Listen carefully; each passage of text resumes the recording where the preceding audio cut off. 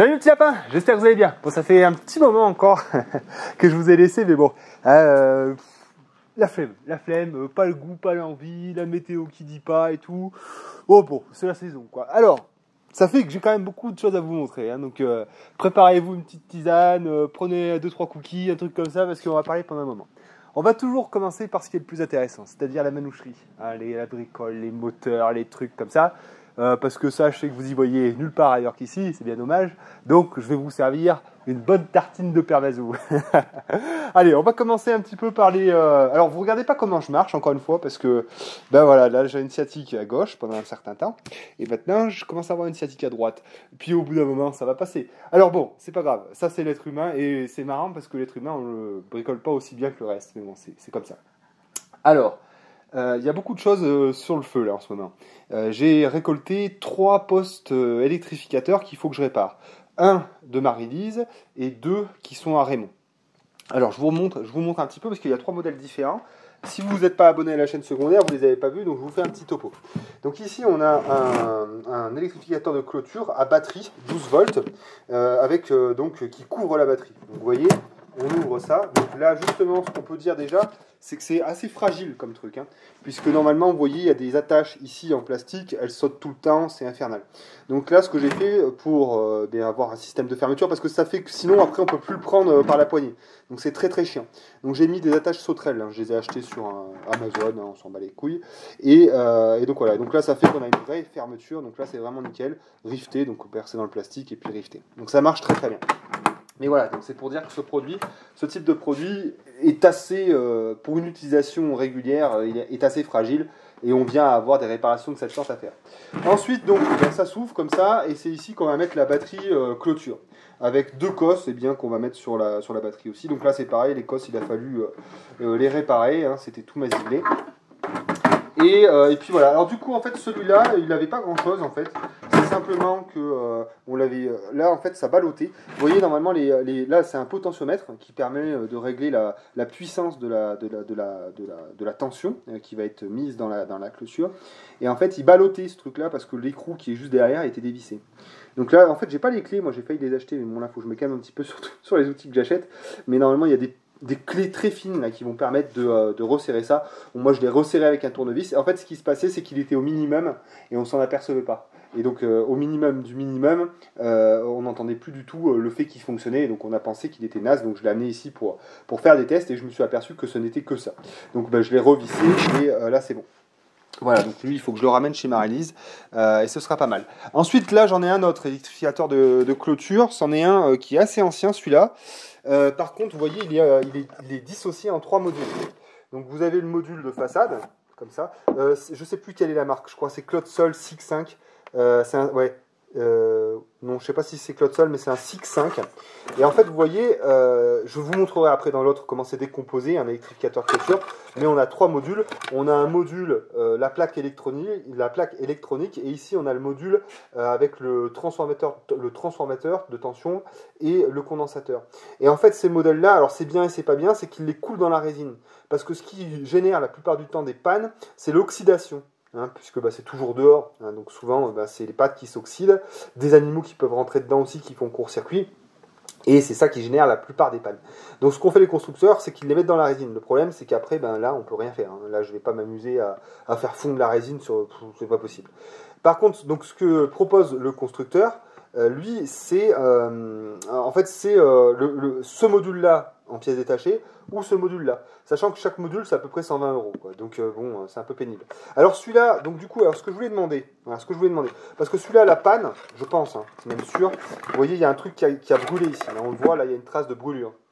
Il y a une trace de brûlure. Et ici, en fait, il y a une pièce. Alors, moi, je l'ai chanté parce que je pensais que c'était un fusible, mais non, c'est pas un fusible. Ça doit être un condensateur à céramique. Il y en a qui m'ont dit que ça pouvait être ça. Et on voit très bien sur la pièce détachée le condensateur qui est là. Et donc, c'est celui qui a brûlé. Toi, tu vas faire une connerie, t'es chiante. Et tu es mignonne, mais oui, tu es mignonne, mais tu es chiante. Et donc, du coup, si des fois, certains d'entre vous ont ce même modèle qui fonctionne encore et que ce condensateur n'a pas brûlé, je veux bien la référence de ce condensateur pour pouvoir le changer Vous voyez, ce condensateur, il vient se visser en fait là-dessus, on vient le brancher ensuite. Donc si des fois vous pouvez me donner, si vous avez le même, la référence du condensateur, je veux bien le commander pour essayer de voir si c'est ça qui engendre la panne ou pas. Le fait est donc que ceux-là, ben, ils peuvent être fiables dans le temps, mais eh bien, une fois qu'ils sont morts parce qu'on peut difficilement les changer, à part payer des pièces détachées qui coûtent une fortune, quoi, hein. C'est vraiment ça le gros problème. Voilà, donc là j'en ai un autre aussi, là, ici.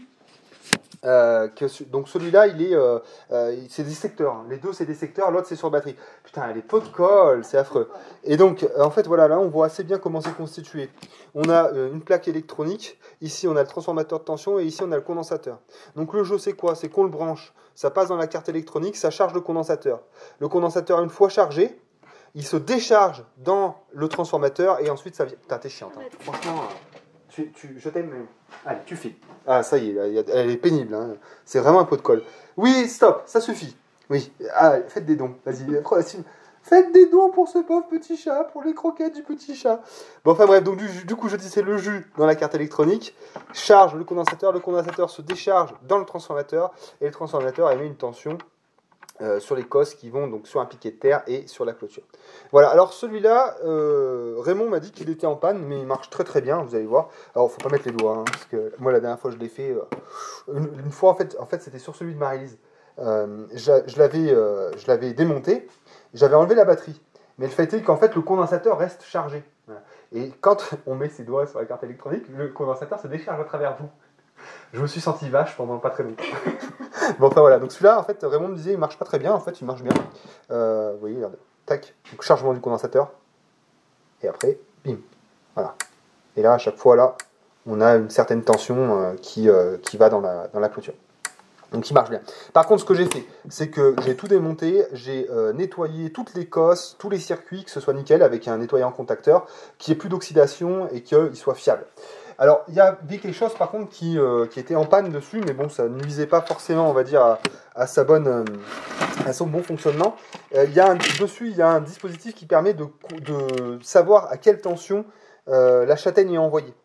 Parce que ce qui se passe, c'est que souvent, en fait, c'est souvent ça, c'est pour ça aussi qu'on fait de l'entretien sous clôture, c'est parce que les herbes viennent toucher le fil, et donc ça génère une perte, ça fait une masse, et ça génère une perte de tension. Hein, c'est pour ça qu'on entretient au bas des clôtures, sinon il y a trop de masse, et du coup il n'y a plus de tension, et les bêtes, elles ne se prennent plus la châtaigne qu'il faudrait.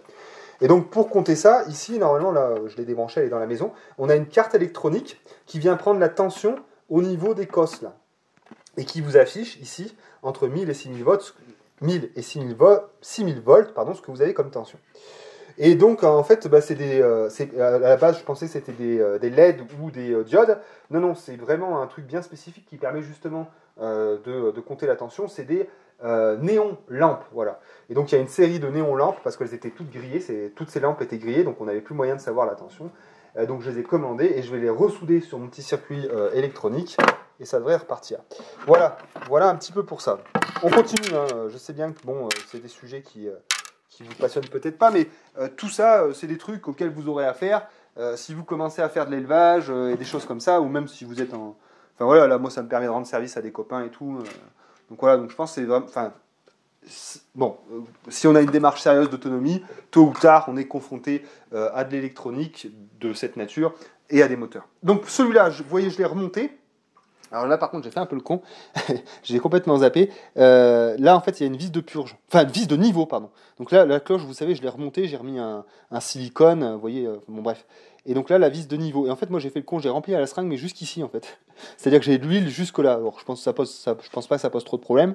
Mais, et en plus, donc celle-ci, je peux plus la dévisser, cette connasse. Là, c'est un peu la merde. Donc voilà. Alors oui, je voulais... Alors, avant que j'en parle... vous savez, donc moi je suis toujours très précautionneux en fait sur le matériel thermique. Il y a des carnets pour chaque véhicule et surtout il y a la notice d'utilisation. Et donc vous voyez les notices d'utilisation, j'ai pu les trouver facilement sur internet. Mais par contre, voilà, ce que je fais, voilà, c'est que je les fait imprimer et je les fais relier. Comme ça, j'ai tout. Donc là, vous voyez, j'ai la notice d'emploi. Alors là, c'est pour le KC2F et le KC4F parce que dedans, on a le nombre de tours qu'il faut faire sur les vis de richesse. Mais je vous en parle après. Et donc j'ai pris ça, j'ai la notice du KC2 uniquement, et la vue éclatée et les pièces détachées du KC2. Donc voilà, tout ça dans mon atelier, bien relié, bien propre, et comme ça je peux y faire appel quand j'ai envie. Donc c'est très intéressant parce qu'on voit comment tout est fait, hein, évidemment. Et par contre, bah, c'est à l'ancienne. Hein. Donc vous allez voir, c'est un peu brouillon, quoi. Hein. Là, vraiment, vous voyez... Franchement, moi j'ai une revue technique comme ça, c'est cracra quoi. Mais bon, c'est comme ça. Hein. Mais ça, voilà, c'est comme ça. Bon, enfin bref. Donc du coup, avec ça, je tente de faire la réparation, évidemment.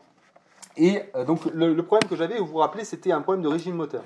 Et souvent, en fait, c'est le carburateur qui est obstrué. Donc le carburateur, je l'ai vraiment nettoyé dans tous les sens, soufflé, tout ce que vous voulez. Et en fait, ce que je me suis rendu compte, c'est que c'était vraiment une question en fait de réglage. Vu que c'est un moteur de temps, le carburateur, il a 3 réglages. Vis de ralenti, vis de richesse pour le bas régime et vis de richesse pour le haut régime. Voilà. Et donc, cette vis ici, ce serait la vis, je crois, de bas régime. Celle-ci, ça serait la vis de haut régime et celle-ci, la vis de ralenti. Et en fait, si vous voulez, ça se passe comment ce réglage de ces vis? Ça te fait chier, mon petit chat? Ouais, c'est chiant. Bah ouais, mais bon, mais toi aussi ça te fait chier. On va parler de potager, ça va t'émerveiller. Bon, enfin bref, du coup, ces vis, comment est-ce qu'on les règle? Il y a un réglage de base qui est indiqué dedans, donc on les visse à fond et on les dévisse du nombre de tours ou de quart de tour qui est indiqué dans la notice. Et ensuite, on fait un réglage à l'oreille. Donc c'est très pénible, je trouve. Moi, j'arrive à le faire avec les tronçonneuses avec un compte tour. Mais là-dessus, là, c'est un peu pénible. Donc là, je vais probablement faire appel à un gars qui fait de la motoculture, un gars chez Kiva Roland, là, qui est vraiment carré là-dessus et qui connaît bien ce type de choses. Et je pense que je vais lui amener le moteur qui me fasse le réglage. Et normalement, on devrait avoir un moteur fonctionnel. Voilà, donc là, j'ai à peu près fini. Mais vous inquiétez pas, il y en a encore de la mécanique. Vous allez en manger ici. Agnès n'a pas fini de soupirer. Non, mais voilà, il faut le savoir, tout ça, c'est intéressant. Et du coup, voilà, le châssis du motoculteur, il est là. Hein. Donc j'ai nettoyé l'embase. Hein, voilà, j'ai nettoyé l'embase. Faut que je continue peut-être à nettoyer un peu les garde-boue. Et là, donc, on a toute la partie boîte de vitesse. Et la boîte de vitesse, elle est en huile. Vous voyez, là, vous avez une jauge d'huile. Et tout à fait en dessous, non, on va voir, vous allez voir, normalement, il y a un écrou de vidange. Sauf que l'écrou de vidange, à force de passer dans la terre, il en reste plus que ça. Vous voyez, ça, c'est l'écrou de vidange. Il reste une dent. Il reste vraiment une dent, quoi. Et donc, ça va être pénible parce que là, en fait, j'ai rien comme empreinte pour pouvoir le dévisser. Donc là, en fait, ce que je vais faire, je pense, c'est que je vais souder une vis à tête hexagonale sur ce qui reste de l'écrou pour pouvoir le dévisser et faire ma vidange. On s'amuse bien, hein. On s'amuse bien. Bon, allez, on continue encore dans la ferraille. Hein. Non, c'est pas maintenant les poulets, les bambis et tout. Attendez, il y a encore de la ferraille. Alors, là, ça, c'est ce dont je vous avais parlé le dernier coup. Je vous avais dit, en vélo, le dernier coup, on avait zioté une caravane. Voilà, mon cousin, on a zioté une caravane. Elle est jolie, hein, pour la cuisine, quand elle est en vacances. Bon, ça va. Alors, du coup, on l'a ramené ici, donc ça a été toute une histoire. J'ai raconté ça sur la chaîne secondaire parce que j'ai failli perdre la vue entre temps, enfin bon, tout un tas de bordel. Frédéric, un voisin à nous, là, avec son Land Rover, il nous l'a remonté parce qu'avec le tracteur ça allait être un petit peu chaud parce qu'elle était imbibée en fait, elle était vraiment très lourde. Et hier on l'a démonté. Donc voilà le châssis qui va nous permettre de faire une bergerie mobile.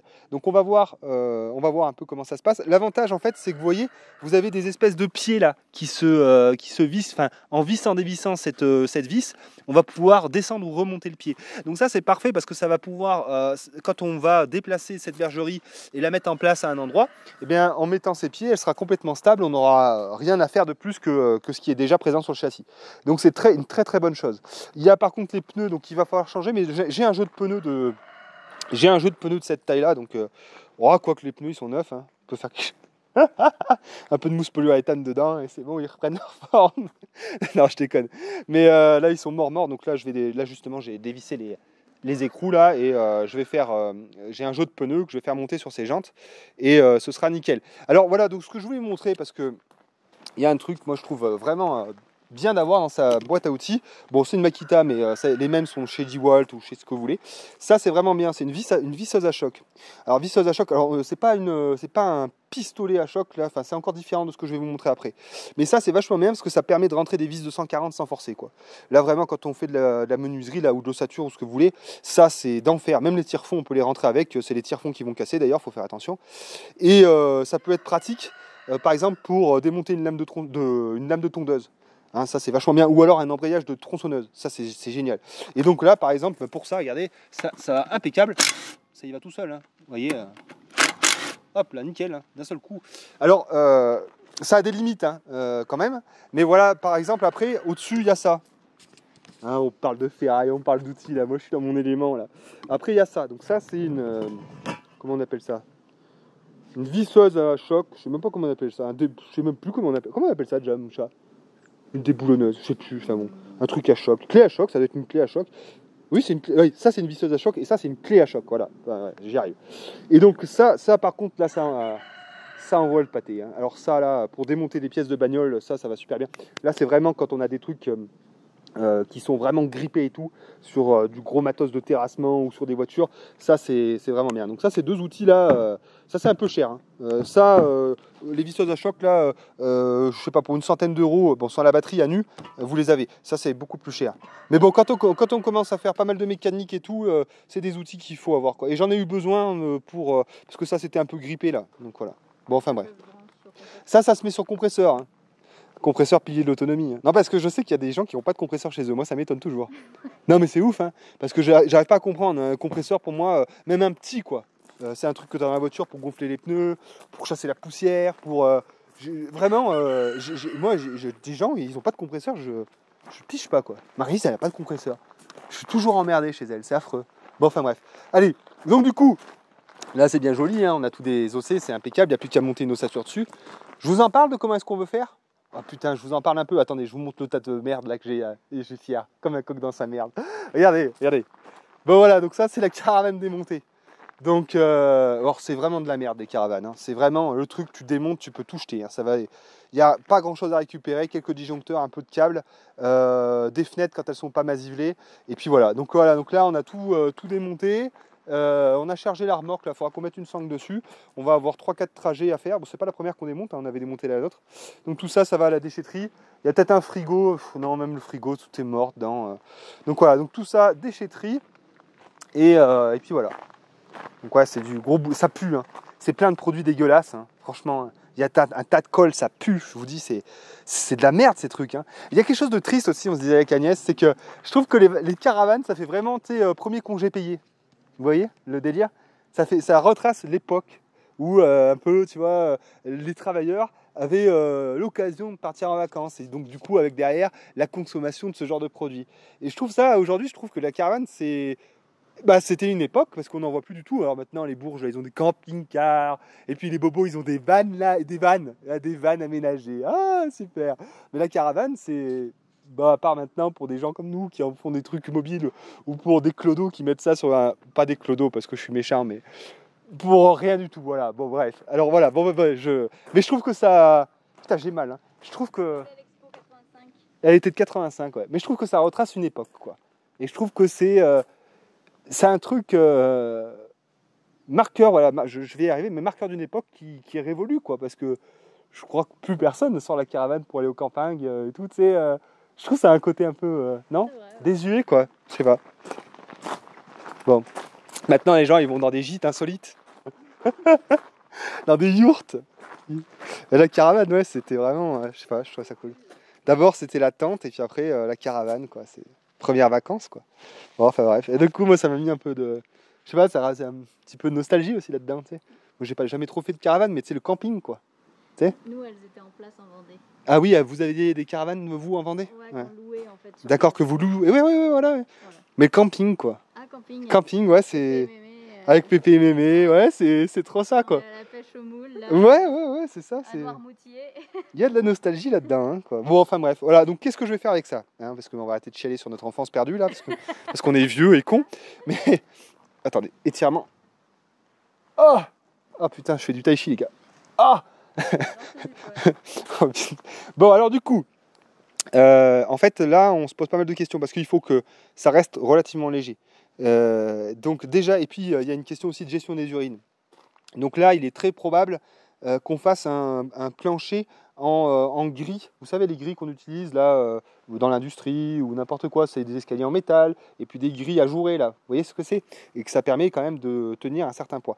Et donc moi, j'aimerais bien utiliser ça. Il faut que ce soit des maillons quand même qui soient très peu espacés parce qu'il ne faut pas que les bêtes elles se prennent les sabots dedans ou quoi. De toute façon, dessus, il y aura de la paille, donc je pense que ça ferait. Mais l'idée, voilà, c'est que ça soit entre guillemets un caillebotis et que j'ai pas de la pisse, que mon plancher s'imbibe pas de pisse et tout, quoi. Donc j'ai très envie de faire un plancher en caillebotis et ensuite dessus monter une ossature. Alors l'ossature, faut que je la monte pas, faut pas que je fasse des trucs trop lourds. Donc c'est possible que je n'utilise que du 6-4. Et je me posais la question, le bardage. Alors bardage, si je mets du bardage là-dessus, ça va peser mais 3 tonnes.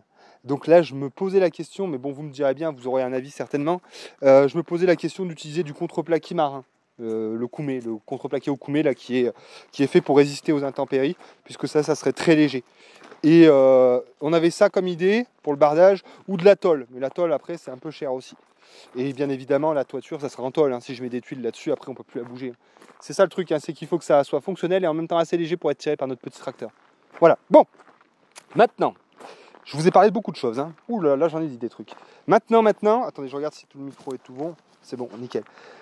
Voilà, ça c'est le dernier chantier qu'on a clôturé. Là, le chemin d'accès principal. Donc je l'avais expliqué, ça, l'intérêt c'était vraiment d'être au sec cet hiver, parce que nous, le jeu ces dernières années, c'était de sortir de la boue.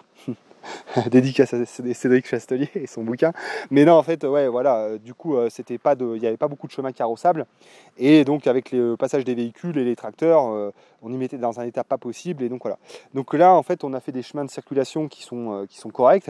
Et surtout, cet axe principal qui est maintenant totalement en concassé, avec un géotextile évidemment dessous qui est quand même d'une bonne épaisseur. Et il y a 3 camions de concassés là et ça a été tassé à la machine, hein, pour ceux qui ont vu les shorts. Donc voilà, donc là on est nickel. Là vraiment, là c'est oui, rouleau à vibrante. Donc là c'est vraiment impeccable. Et donc évidemment on a fait ce qu'on avait dit la dernière fois. Parce que nous on fait ce qu'on dit. Hein, on ne dit pas... Bon enfin bref. Et du coup là, donc on a cimenté les bordures.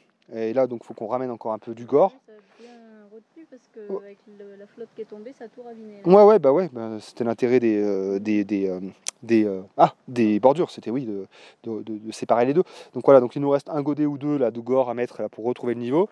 Ici, là, c'est pareil. Alors, tout ça, évidemment. Alors là, j'ai fait un short pour vous prouver que c'est nous qui l'avions fait. Donc là, en fait, on fait ça avec la bétonnière, le groupe électrogène, tout ça, enfin bref. Donc voilà, donc on a mis nos bordures bien nickel. Et là, pareil, il faudra ramener un petit peu du gore pour refaire une pente et que ce soit bien propre. Voilà, donc là c'est bien, c'est vraiment, on est content que ce chantier soit fini. Hein. Bon, c'est pas, voilà, on va pas se reposer sur des acquis. Hein. C'est pas parce que ça a été fait que, ouais, c'est le pneu hier là qui a fait des petits trous comme ça. C'est rouler sur les jantes, c'est pas terrible. Hein. Bon, enfin bref, et du coup, ouais, on est vraiment ravis que ça soit terminé. Alors bon, ce qu'il aurait fallu quand même, c'est d'avoir une niveleuse parce que par endroit on a un peu des dos d'âne, mais bon, on n'avait pas l'argent de faire venir un gars avec une niveleuse et tout. Enfin, bon, c'est pareil quoi. Hein. Nous on fait aussi on fait nous-mêmes et ça peut pas être toujours parfait quoi. Donc ouais, donc des fois il y a un peu des défauts de planéité, mais bon, l'important c'est surtout de pas s'enterrer cet hiver. Et on voit qu'on a une super largeur. Hein. Là je pense qu'on a presque 4 mètres de largeur. Hein. Donc là c'est génial parce que en fait l'idée c'est ça, c'est de pouvoir passer avec des camions, des tracteurs, tout ça, qu'il n'y ait aucun problème. De passage, même pour les livreurs et tout, qu'on est là. Voilà, c'était vraiment un axe principal de circulation avec une aire de retournement qui n'a aucun problème. Ça, c'est un truc auquel on pense pas parce que moi, je vois une guêpe. C'est genre, je vois des débiles là qui achètent des baraques qui sont accessibles qu'à pied à brouette. Ça, c'est complètement con parce que le jour, enfin, c'est même pas le jour, c'est que vous allez forcément faire des travaux. Faire des travaux, ça implique de ramener des matériaux parce que, pardon, mais vous allez. Enfin, c'est bon quoi. Enfin, ne sortez pas. Non, mais je vais faire avec tous les trucs que j'ai autour de moi. Non, enfin, c'est bon quoi. Enfin, stop quoi. Donc, vous allez forcément devoir ramener des matériaux, des choses comme ça. Et donc, ça se fait avec une remorque, ça se fait avec un véhicule. Donc, il faut forcément penser aux accès quoi. C'est obligatoire. Hein, quand vous faites venir un camion d'isolant ou un camion, je sais pas, moi, de placo ou de ce que vous voulez, vous n'allez pas appeler un hélicoptère à chaque fois que vous avez besoin d'une commande quoi. Bon, bref. Voilà. Donc, ça, c'est tout fait. Tout bouclé. Donc on a évidemment posé aussi les bordures. On a dû en acheter des bordures. Hein. On a dû en acheter, mais on a bien évidemment posé celles qu'on avait achetées à la matériothèque. Hein. Voilà, on a utilisé ça, pas de souci. Voilà, tout est bien. On a encore des bordures. Alors au début, je sais pas, on va voir comment est-ce qu'on veut. Je sais pas si on va les poser ou quoi celles-là, parce qu'au départ, on voulait les poser ici pour faire séparation, mais du coup du concassé on en a mis comme ça. Donc je sais pas, ces bordures, on va peut-être les garder, les mettre dans un coin, on s'en servira un jour. Il est possible qu'on fasse rien d'ici là. Voilà. Voilà. Et voilà. Bon, mais voilà, c'est à peu près tout. Hein. Enfin, c'est déjà pas mal. Hein. Je pense que je vous en ai montré beaucoup des choses là. Hein. Donc, hein? Ouais. Ah oui, bah ça, si, ça aussi. Hein, je vous avais dit qu'il fallait qu'on s'en occupe. On s'en est occupé. On va faire quand même un tour de trucs jolis parce que je vous ai parlé que de mécanique, de ferraille et de trucs dégueulasses. Mais bon. En fait, voilà, c'est ce que j'explique tout le temps. C'est ça, ce que je vous ai montré, c'est notre vrai quotidien. Je me lève pas le matin et ah c'est joli, oh mes jolies petites poules et mes oies, oh je vais faire la cuisine et je fais des bocaux. Non, non. Le matin je me lève, je remue de la merde, du fumier, je fais le plein de grains et puis après je commence à bricoler sur des merdes. Ça c'est le vrai quotidien de l'autonomie. Tout le truc bien joli c'est 2 tiers, 1 tiers. Hein? C'est pour YouTube. C'est pour YouTube. On a toujours les mains dans le cambouis et la merde. Après, on vous montre les jolies choses, mais c'est 1 tiers du temps à peine, vraiment à peine. Voilà, donc là, par exemple, voilà, là, le bois, donc je vous l'ai expliqué, il fallait qu'on le fasse. Donc là, c'est fait, hein, impeccable. Donc, je suis allé chercher la fondeuse de Philippe parce que je m'entends très bien avec mes voisins maintenant et je le connais très bien, Philippe. On a eu le temps de faire connaissance, de s'apprivoiser, comme on dit dans Le Petit Prince. On s'apprivoise, il faut le temps de s'apprivoiser. C'est très important ça aussi, les relations, l'apprivoisement, je trouve ça sympa. Bon, voilà, et du coup on s'est apprivoisé et du coup il me prête généreusement, et gratuitement, sans rien, on fait du troc quoi, comme ça, sa fondeuse hydraulique, donc je prends son tracteur, sa fondeuse hydraulique, et je fais mon bois tranquillement, ça me fait gagner un temps monstrueux, et ça me préserve un petit peu, parce que bon, là, ça fait quand même des années qu'on charbonne, et on le sent physiquement aussi, hein, ça il faut le dire. Donc voilà, donc quelques stères là qui seront à mon avis vendus d'ici là, il faut qu'on vende du bois, parce qu'on se rend compte, les premiers arbres qu'on a tombés, on en a encore, c'est des frênes qu'on avait tombés, on en a encore et ils commencent un peu à mal vieillir. Donc il faut absolument qu'on vende du bois parce que en fait il va être perdu sinon. Voilà. Et ben voilà, hein, c'est tout. Hein. Donc la bergerie mobile elle prendra place ici. Hein. Ça alors, quand est-ce que je vais la faire? Difficile à dire. Hein. Je vous ai expliqué, la priorité c'est de faire la cuisine, hein, cuisine de transformation. Donc on a du placo à acheter, on a pas mal de petites choses à acheter. Donc voilà. Alors, voilà, par exemple là, donc faut qu'on bâche là justement, c'est ce que j'expliquais là. Mais avant ça, je fais des tas de fumier parce que je veux enrichir. Donc là, dès que Marie-Lise avait fait la cure des vaches au boulot, on ramène un bon tas de fumier et je demanderai à Raymond de me l'étaler à la fourche ou quoi parce que un tas comme ça de fumier à la main, c'est bon, je l'ai déjà fait l'hiver dernier, c'est se tuer. Ou même je peux le faire avec mon tracteur. Hein, voilà, j'ai des pics là que je peux mettre. Enfin bon, je peux le faire avec le godet, on va dire. Donc là, par exemple, ça c'est toute la cure des lapins, puisque les lapins là, il nous en reste plus que 4 à tuer. On a tout tué les lapins là, il ne reste plus que 4. Et donc on les cure au fur et à mesure. Donc tout ce fumier là, j'en fais un tas là. Et après je l'étalerai tranquillement sur ma parcelle. Et ensuite je la bâcherai. Et en plus, c'est bien d'attendre parce que vous voyez, il y a toutes les herbes à la con là qui sont en train de prendre là. Et donc, du coup, de les couvrir, ça va tout faire, ça va tout tuer quoi. C'est un peu comme si on faisait un faux semis en fait, si vous voulez quoi. Enfin voilà. Voilà. Bon, mais c'est tout. Hein. On va aller voir un peu les poulets, les machins. Ça là, c'est pareil là. Faut que je sais pas quand est-ce que j'ai vraiment envie d'y faire sauter là parce que ça me fait chier ça. Ça me fait chier là, les arbres qui poussent au milieu et tout là, ça va être l'enfer. Et donc ça, ouais, brise-roche. Hein. Mais bon, donc soit je le fais avec Victor, mais bon, c'est pareil, Victor, il va pas venir pour rien. Hein. Les gens, ça se paye aussi. Hein.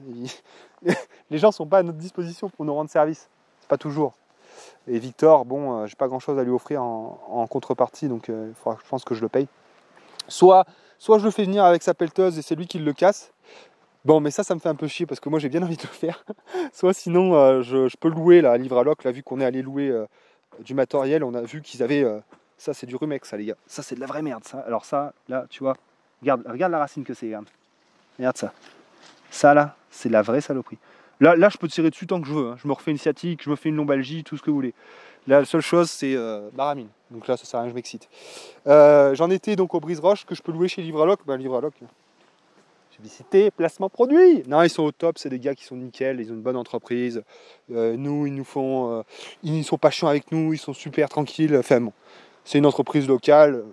On n'a pas de business avec eux, mais ils sont bien, je vous le dis quoi.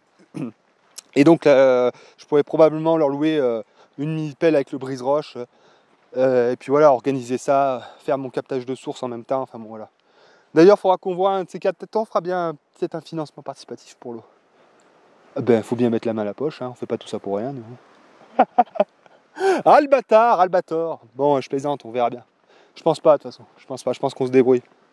On se débrouille, on se débrouille. Il y a un petit lapin qui m'avait donné du bergater, on va pouvoir commencer à en enterrer de ça aussi. C'est bien, la pluie, ça a fait du bien. D'ailleurs, le noyer, là, il a explosé, le noyer. Vraiment, il a explosé. Je lui avais fait une taille l'année dernière parce qu'il n'était pas joli. Enfin, c'est pas qu'il était pas joli, c'est qu'il prenait pas comme je voulais. Là, il est vraiment magnifique. Bon, mais voilà, hein, c'est à peu près tout. Et ouais, ça se trouve, si ça se trouve, si j'ai été gentil, je vous ai mis une vidéo de quand j'étais sur le toit pour. Attends, on va s'écarter un peu. Ah oui. Donc en fait, je pense que je vous ai mis une vidéo quand j'étais sur le toit avec une vue panoramique. En fait, j'ai changé mon Solin de VMC. Vous savez, l'année dernière, j'avais un problème d'étanchéité sur le toit vis-à-vis en fait du passage du conduit de cheminée avec son Solin qui était parti en poudre. J'avais jamais compris, le plomb avait très mal vieilli, était parti en poudre.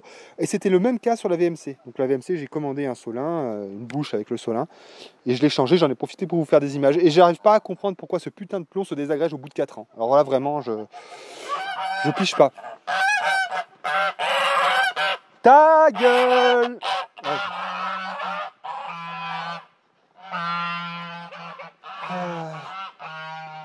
Et ben je crois que c'est à peu près tout, hein. Je vais pas vous en montrer beaucoup plus, hein. Il n'y a rien à montrer de plus, hein. On a des fraises à fond. Ça c'est vraiment le moment où nous on a à fond de fraises. On a à fond de fraises, on a récolté tout ce qui était butternut. Je vais vous montrer vite fait, et puis après on va se laisser. Putain, il y a des haricots ramassés. Ouais. Putain, c'est complètement dingue là. Pourquoi il y a des haricots à cette époque là? C'est ouf! T'as vu, il y a des haricots? T'as vu, Bichette? Il fait chaud, hein. T'as vu hier, comme il faisait bon. Putain, ce temps de fou. Il faudra qu'on les ramasse, ça nous fera une petite poignée pour midi. Ouais, bon, enfin voilà, quoi, on a fait encore plein de trucs. Hein. C'est-à-dire qu'on a fait beaucoup de transformations hein, ces derniers temps. Non, mais ça va vraiment bien. Ça va vraiment bien. C'est beau en ce moment. Hein. Là, vous avez de la chance, là, c'est beau temps, là. Pas de vent et tout, enfin, pas trop de vent. Bon, enfin voilà, quoi. Bon, et ben, je crois qu'on a à peu près fini. Je vous montre très rapidement les réserves où on en est. Alors, j'essaie de prendre la discipline de me laver un peu les pieds avant d'entrer parce que j'en fous partout à chaque fois. Et après, il faut que j'y nettoie. Donc... Hop, alors, je vous en montre un petit peu où on est. 2-3 bricoles, hein, voilà. Donc, on a fait encore de la sauce tomate. Ça va jusqu'au fond, hein. Parce qu'il y en a qui vont me dire, je mets une rangée et je mets que du vide derrière. Faut que je vous prouve qu'on a, qu'on a le nombre qu'on a. Non mais bon, bref, du coup, voilà, on a fait du couscous. Agnès, c'est pas moi qui cuisine hein, quand même. Hein. Donc là, lapin, couscous, les sauces tomates, tout derrière. Donc voilà, donc presque le 3e rayonnage. De la terrine aussi là qu'elle a fait Agnès. Il y a 160 bocaux pleins. 160 bocaux pleins, voilà. Et il y a encore le congélateur là chez mes amis à Maru là qui est rempli aussi. Donc pas mal hein, cette année, pas mal. L'année prochaine on fera beaucoup plus de poulet quoi, ça aussi. Mais là on est bien, là, franchement on est bien quoi. En plus la cave qui est remplie aussi. Les butternuts, j'avais oublié. Voilà les butternuts, il y a tout ça. Donc ouais, ça fait tout ça. Les haricots tarbés qu'on a ramassés aussi. Donc là, on va profiter là quand il fera mauvais, se mettre à l'intérieur, se mettre sur Dofus et puis en même temps enlever. C'est des haricots blancs, c'est des péteux quoi. Hein, voilà. Donc tout ça, il faudra y mettre pareil en bocal sec. Et puis voilà. Donc voilà, donc on a toutes ces petites cagettes de haricots tarbés. Je sais pas du tout, on vous dira combien ça fait parce que là en fait c'est une expérience qu'on a fait. Le but, tiens attends, je vais vous expliquer. En gros, ouais, le but c'est de savoir au vu de la dimension qu'on a fait dans notre potager, qu'est-ce qu'on récolte en termes de péteux là. Parce que les péteux, c'est pas mal, hein, c'est une légumineuse, c'est ça. Donc c'est pas mal en termes de calories. Donc on veut voir combien de kilos on fait. On va voir ces cagettes, ce que ça représente. Et on va voir si c'est quelque chose qu'on peut faire en masse pour stocker. Je vois genre faire 20-30 kilos. Hein. Oui. Mais là, à mon avis, c'était pour éviter d'acheter des lentilles, tout à fait. Bon, enfin voilà, donc du coup, on a pas mal de légumes de garde, les patates, les haricots tarbés, beaucoup de bocaux, et puis voilà quoi. Voilà. Et le chantier de la cuisine, donc il nous reste à faire là, je vais vous montrer vite fait. Ça fait combien de temps? Ouais, je vous aurais pas volé cette fois-ci. Petit truc à la con aussi, mais c'était des petits lapins là qui nous ont envoyé cette petite boîte. Ils nous ont fait un cadeau avec pas mal de petites choses sympas. Et donc ce qu'on a fait, c'est que ça, on l'a fixé ici pour faire une petite pharmacie. Alors, on a mis le minimum, hein, de quoi, c'est de la bobologie. Hein. Donc ça, c'est pour les sciatiques, les ibuprofènes pour les sciatiques, le paracétamol pour les sciatiques. Et ensuite, on a des petits pansements, des petits trucs comme ça, un désinfectant, et puis voilà. Comme ça, on n'a pas besoin de courir à la pharmacie en haut. Voilà. Bon, après, ça pourrait être intéressant. Il y en a qui vont me dire, ah, il te faut un garrot tourniquet, machin, tout ça. Ouais, à la limite, quand je fais de la tronçonneuse, peut-être amener ce type de trousse de secours. Mais c'est pareil, hein, les survivalistes, là, ils me font bien rire. Des fois, les gars, ils partent dans des délires complets, quoi, avec des équipements, mais surdimensionnés. Là, c'est du bobo. Voilà. S'il y a une blessure, on appelle les pompiers. Et oui, on fera un garrot. Mais ce que je veux dire, c'est que faut pas partir dans le délire. Je me suis fait, une pièce de chirurgie. C'est bon, ouais, c'est bon. Non, mais des fois, les gars, ils partent dans des trucs mais complètement délirants. Les survivalistes, des fois, ils sont cinglés, je vous le dis. Hein. Des fois, non, mais bon, je suis bien un peu survivaliste, prévoyant. Mais moi, je trouve qu'il y a des excès des fois. Et des excès dans la consommation de matériel. Voilà. Bon, bref. Alors, tiens, j'ai pas. Ah oui, attends, mais il faut que je vous montre aussi là. Putain, si, il faut que j'aille montrer ça, vite fait. Désolé, hein. Bon, voilà, donc ça, c'est le chantier, là, il n'y a rien qui a bougé pour le moment. Donc, ça, c'est le futur chantier. Ah, oui, donc, voilà, donc, tous les dons qui sont faits par les tipeurs, toute la monétisation, tout ce qui est engendré, en fait, comme oseille avec YouTube sera passé là-dedans. Donc, on vous remercie par avance pour tout votre soutien, puisque ça va passer là-dedans. Voilà, et donc là, ça va bien avancer. Là. Quand on va s'y mettre, là, je vous garantis que ça va y torcher. Je vois José cet après-midi, là, on va essayer de voir avec lui pour faire le chauffage. Hein, je vous avais parlé de ça. Hein, parce que la plomberie, pas de problème, le chauffage, plus compliqué. Donc je fais ça avec quelqu'un dont c'est le métier, et en même temps, j'apprends. Voilà. Voilà. Donc la démarche, encore une fois, c'est pas au secours, José, est-ce que tu peux me faire mon chauffage? Voilà. Et après, il a bien travaillé, regardez, machin. Non, on va le faire ensemble. Alors, je vais lui montrer ce qu'il y a à faire, il va me dire ce qu'il y a à acheter, et ensuite on va travailler ensemble. Voilà. Et là, je vais vraiment apprendre quelque chose. Alors, vite fait, après on arrête, hein. Je suis désolé. Vous avez vu les choux, putain, c'est magnifique. C'est magnifique. Mais vraiment, cette année, le potager, là, on a été vraiment très bon. Là, l'année prochaine, là, comme je vous expliquais, l'année prochaine, non, ce ne sera pas l'année prochaine, faut pas rêver. Mais franchement, là, on a très envie de travailler sur l'irrigation des planches là-bas, avec enterrer du Plymouth et tout. Quand on aura ça, les gars, mais ça va envoyer du lourd, mais du très lourd. Ça, une serre tunnel, putain, mais alors là, je garantis que là, la quantité de légumes, de trucs et de machins, ça va y aller, mais franc-barge, ça va être impeccable. Voilà, bon, alors, donc ça, c'était les haricots tarbés là, qu'on a ramassés. Et moi, en fait, ce que je voulais vous montrer, c'était ça. Bon, ça, je pense, alors j'invente rien. Ça, c'est un truc qui est connu et reconnu, mais je vous le montre quand même. C'est notre petit stockage de légumes racines. Donc ça, moi, si j'en trouve d'autres, j'en récupère tant que je peux. Je veux bien en enterrer même 10. C'est très pratique. Hop, c'est un tambour de machine à laver, tout simplement. Et voilà. Et là, on a les betteraves qui sont ici. Voilà, donc impeccable. Donc ça, voilà, il m'en faut beaucoup de ça. Et il faut que je récupère beaucoup de tambours et que je les enterre de cette manière. Parce que ça va être impeccable pour le stockage des légumes racines. C'est à l'abri des rongeurs, à l'abri du gel. Là, on peut mettre, là, je fais ça comme ça. Mais on peut faire, ce qui serait pas mal, là, c'est de mettre une couche de paille. Hein, voilà. On met une couche de paille et on a une certaine isolation et voilà. Enfin voilà, donc ça je recommande, hein. Ça coûte rien, voilà, ça coûte rien. Ça c'est zéro, hein. Vous voyez, pas besoin d'avoir une mamie millionnaire pour faire ça. Donc ça coûte zéro et puis ça permet de faire un stockage de ces légumes racines facilement sans pour autant avoir trop de dépendance. Hein. C'est voilà, quand on est limité en foncier, ça peut être bien. La rhubarbe, magnifique, magnifique, parfait ça. Bon, et voilà. Il y en a encore un qui me cassait les couilles avec la taille des tomates. Ça vraiment, vous me faites chier. Hein. Non, mais parce que il y en a qui en démordent pas. Hein. Les tomates se taillent, point. Il n'y a pas de débat en fait. Il n'y a pas de... Non, les tomates se taillent, point. Alors il y en a qui arrivent à me dire « Ouais, mais ça n'a aucun intérêt à part pour le mildiou. » Non, mais le mildiou, c'est pas la plus grosse problématique que tu peux avoir sur des tomates. Donc me cassez pas les couilles. Les tomates, on taille les gourmands, on les guide, point, terminé. Il n'y a pas de débat. Donc venez pas me faire chier avec ça. Attends, juste vite fait. Je sais pas, et ça se trouve, il y en a encore des tomates là. Parce que là, il y en a encore, ouais. C'est infernal. Ah non, mais parce que vraiment, vraiment. Et puis alors, tous ces cons et ces connasses qui sont là. Ah ben moi, je taille pas mes tomates et j'ai des super rendements. Ferme ta gueule. Juste ferme ta gueule, ferme ta gueule. Vraiment, vraiment, vous nous cassez les couilles à tout réinventer comme ça. Ça se taille, point, quoi. Il n'y a pas de débat là-dessus, quoi. Et encore, là, les notes, tu vois, on a été vigilants, mais sur la fin, on les a laissés un peu faire. Et du coup, ça fait quoi? Bah, ça fait le bordel. Hein. Ouais, bah, là, c'est bon à ramasser presque. Hein. Ça fait le bordel. Celle-là, je les ai... Là, c'est pareil, à la fin, il faut couper. Hein. Sinon, les dernières, elles ne mûrissent jamais. Hein. Donc, j'éclaircis à fond et tout. Voilà, s'il y en a certains qui ont fait de la bœuf un jour dans leur vie, ils savent très bien comment ça fonctionne. Ça me tue, ça. Hein. Ça me tue. Hein. Putain, si tu veux des...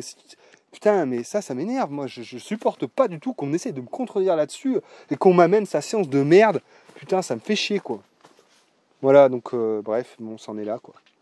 Ouais, les dernières vont peut-être mûrir un peu, et puis après... Alors, j'étais pas en train de faire l'apologie du cannabis, hein. Non, mais parce qu'il y en a encore qui vont me dire, ah, il parle de drogue et tout. Je parle pas de drogue.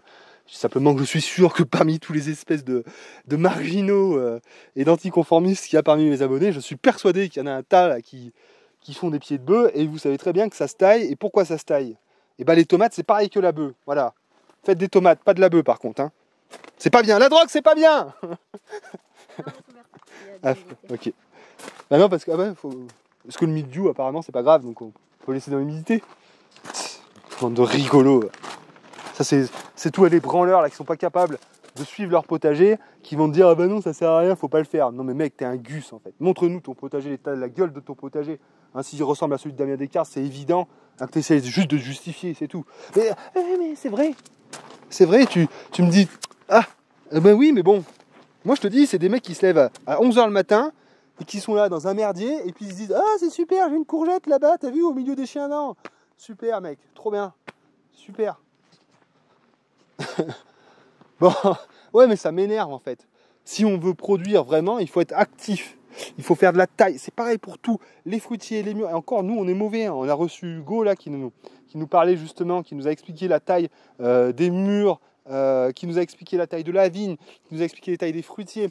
C'est incroyable tout ce qu'il faut savoir. Et en fait, ça permet d'avoir une production et d'avoir quelque chose de conséquent.